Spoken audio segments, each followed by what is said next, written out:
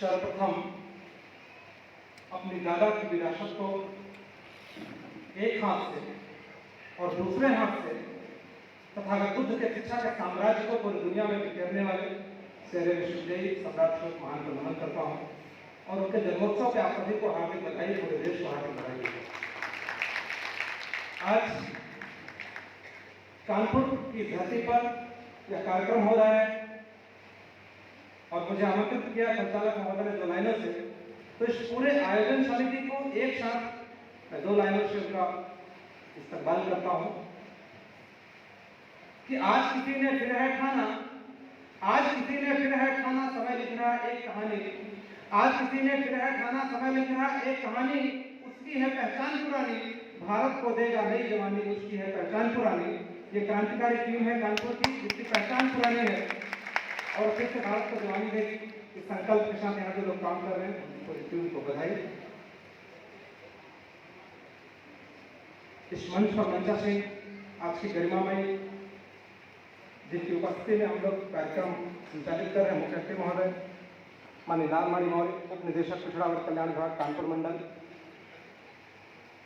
इस शाखा के अध्यक्ष जो कार्यक्रम की अध्यक्षता कर रहे हैं माननीय विश्वनाथ सिंह जी, इस प्रदेश की बागडोर संभालकर बखूबी संचालित कर रहे प्रदेश अध्यक्ष डॉक्टर रविंद्र जी, एक दूसरे प्रदेश से चल करके आए छत्तीसगढ़ के प्रभारी माननीय भाई जीवनदेव जी,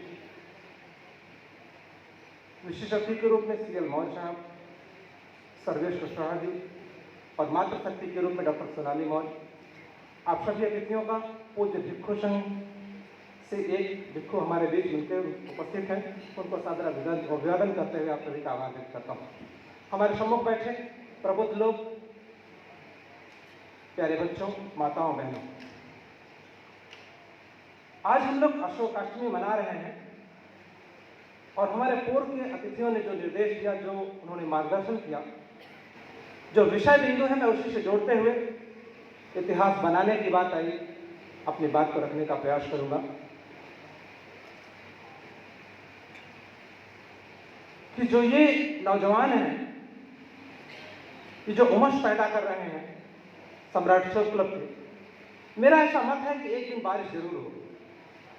जो उमस पैदा कर रहे हैं समाज में, जो विचारधारा की उमस पैदा कर रहे हैं, जो लोक कल्याणकारी शासन की उमस पैदा कर रहे हैं, जो मैत्री करुणा प्रेम की उमस पैदा कर रहे हैं, उसकी बारिश एक न एक दिन इस देश में जरूर होगी और भारत में परिवर्तन जरूर होगा, इसमें कोई दो राय नहीं, किसी को संदेह नहीं है। चूंकि सोशल मीडिया की जिम्मेदारी आप सब ने इस संगठन के लोगों ने दी है, मैं भी बैठे बैठे सोच रहा था कि बात कहां से शुरू करूं, तो मेरे दिमाग में एक बात आई कि अगर कल्पना करें कि अगर आज के दौर में 2023 आधुनिक दौर में जब पूरी दुनिया में ज्ञान पैदा होने की रफ्तार हजारों गुना तेज हो चुकी है, जो ज्ञान कभी 1000 साल में पैदा होता था वो 100 साल में, 25 साल में आते आते यहाँ तक आ चुका है कि हम सुबह सोकर उठते हैं, अगले दिन ज्ञान बदल जाता है। पूरी दुनिया का जो ज्ञान है वो बदल जाता है, इतनी तेज रफ्तार हो चुकी है। ऐसे में अगर सम्राट अशोक होते और बुद्ध होते तो परिवर्तन में उनका जो शिलालेख है उसका स्वरूप कैसा होता।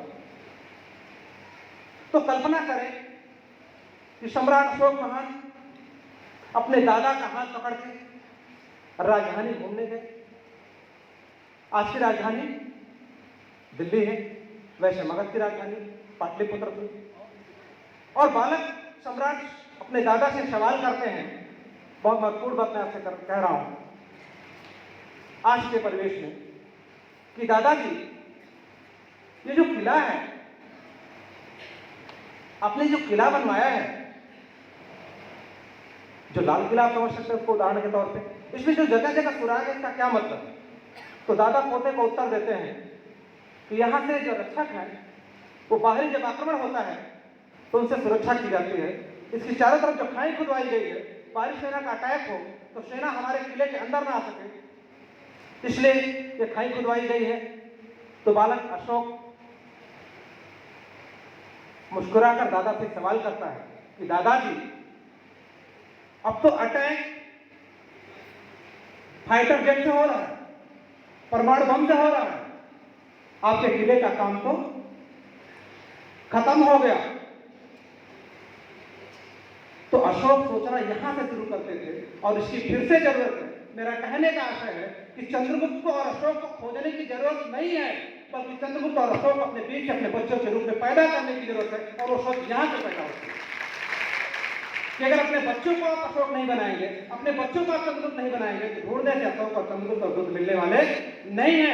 उनको पैदा करना पड़ेगा, उनको बनाना पड़ेगा, उनको संवारना पड़ेगा, उनको सजाना पड़ेगा, उनके सवालों का जवाब देना पड़ेगा और उनके सवालों को सुनना पड़ेगा। और उस बदले हुए परिवेश की परिस्थिति को हमको समझना होगा, तब जाकर के इतिहास लिखा जाएगा। अभी शिलालेखों की बात हो रही थी, तो मैं अक्सर कहता हूं हम सबके दिमाग में पत्थर पड़ गए। दिमाग में पत्थर पड़ गया, सुना आप लोगों ने मुहावरा? एक दूसरा मुहावरा है, आप लोग उसका उत्तर देंगे तो मैं ज्यादा सहजता से आपको बात को कह पाऊंगा कि जो जीता वो कौन? जो जीता वो चंद्रगुप्त मौर्य। जो जीता वो चंद्रगुप्त मौर्य नहीं। जो जीता ना वो सिकंदर था, ना वो चंद्रगुप्त है। जो जीतता है वो राजा होता है, राजा बनता है। और यह परंपरा आज भी देश में लागू है। जो जीतता है वही राजा बनता है। यह जीत का विश्वास सम्राट अशोक से आपको लेना होगा। आज का परिवेश में आपको सोचना पड़ेगा। वो चंद्रगुप्त जब जीते थे तो राजा बने थे, किसी को कोई संदेह नहीं होना चाहिए। जो जीता वो चंद्रगुप्त, लेकिन अगर आज आपको राजा बनना है तो जीतता है वो राजा बनता है, तो जीत का वो खून, जीत का वो जोश, जीत का वो जज्बा अपने बच्चों में आपको भरना पड़ेगा। मैं क्यों कह रहा हूं ये बात? अभी प्रोफेसर साहिबा ने एक बात कही, 7वां शिलालेख है सम्राट अशोक का। 7वें शिलालेख को कहते हैं कि समाज के सभी वर्गों के साथ आपको बैठना चाहिए, तभी एकता आएगी। सभी वर्गों को साथ लेके चलने की बात। तो मेरे दिमाग में बात आई कि सबका साथ, सबका साथ, सबका विकास। बात समझ में आ रही है? तो उल्टा कर देंगे इसको, तो वही लोग जो ये नारा दे रहे हैं सबका साथ सबका विकास, वो अपने लोगों के लिए जो अंदर से जो नारा नहीं बोलते हैं, फार्मूला लागू करते हैं, बहुजन हिताय और बहुजन सुखाय। बहुतों का हित हो लेकिन बहुतों का अहित भी हो, इस बात का भी ध्यान रखें। सम्राट अशोक का 7वां फार्मूला है, 7वां शिलालेख है। हमको शिलालेखों को इस तरह से समझना होगा। वो लागू कर रहे हैं कि नहीं कर रहे हैं? फार्मूला किसका है? अशोक का है, जिसको लागू हमें करना है। लेकिन हम लोग जो जीता वो सिकंदर से आगे, वो चंद्रगुप्त से आगे हम बढ़ नहीं पा रहे, इसलिए फार्मूले को लागू कर रहे हैं। तो हमें अपने बच्चों को इस चीज के लिए तैयार करना होगा, क्योंकि जो सोचने की तरीका है उसका, जो सोचने का दौर है।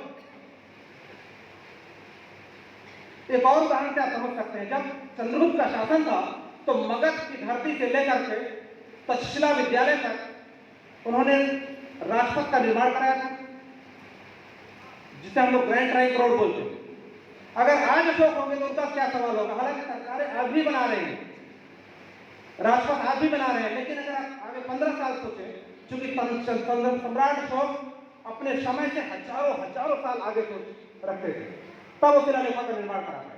तो हमारा बेटा अगर आज सोचेगा तो उसको कहीं ना कहीं, अगर आज का अशोक सोचेगा तो बोलेगा जो लोग रोड बना रहे हैं वो बेवकूफ है। आप सोचेंगे कैसा क्यों कर रहे हैं? इंफ्रास्ट्रक्चर सारी दुनिया संचालित हो रही है। तो आपको समझना होगा, अगर आपका बेटा ऐसा आपको कह रहा है तो उसको स्वीकार कीजिए। आप बाप है, गुरूर में मत रहिए, उसकी सच को स्वीकार कीजिए। क्यों कह रहा है उसको समझने का प्रयास कीजिए। वो जानता है कि आने वाले टाइम में ये दुनिया आसमान में उड़ेगी, सड़क का जाम खत्म हो जाएगा। क्या संभावना वो देख रहा है, इसलिए वो ऐसी बात कर रहा है। तो जिस दिन हमारा बच्चा वहां तक सोचना शुरू कर देगा, उस दिन परिवर्तन होने में बहुत देर नहीं लगेगी। इसलिए उसकी बात को समझना जरूरी है। अभी एक बात हो रही शिक्षा को लेकर के, तो जो विषय बिंदु है भारत की एकता अखंडता में सम्राट अशोक के शिलालेखों का महत्व, आखिर एकता अखंडता में क्या महत्व है, तो उसको कुछ यूं समझे कि परिंदों का बसेरा और छप्पर, सब लोग कह रहे हैं कि सब लोग एक तरह देश अखंडित न हो, लेकिन जो वातावरण है वो कैसा है कि परिंदों का बसेरा और छप्पर तो क्या हवाओं ने कोई शर्त रख दी है? कि परिंदों का बसेरा और छप्पर तो क्या हवाओं ने कोई शर्त रख दी है? अरे सभी हैं एकता के हक में, मगर सभी ने अपनी अपनी शर्त रख दी है, सभी ने अपनी अपनी शर्त रख दी। ये सच्चाई है। किसी का धर्म का शर्त है, किसी का जाति का शर्त है, किसी का मजहब का शर्त है, तो किसी का क्षेत्रवाद का शर्त है। सब ने अपने अपने शर्त रख दिए और सम्राट अशोक के जो शिलालेख हैं इन्हीं शर्तों को ध्वस्त करते हैं। इन्हीं शस्त्रों को ध्वस्त करके मैत्री, करुणा, मुदिता, प्रेम की गंगा बहा करके पूरे भारत को एक करके रखा था। और वही चीज हमको पुनः वापस करना होगा। इन शर्तों को ढकेलना होगा, इन शर्तों को नाबूद करना होगा। यह कैसे संभव होगा?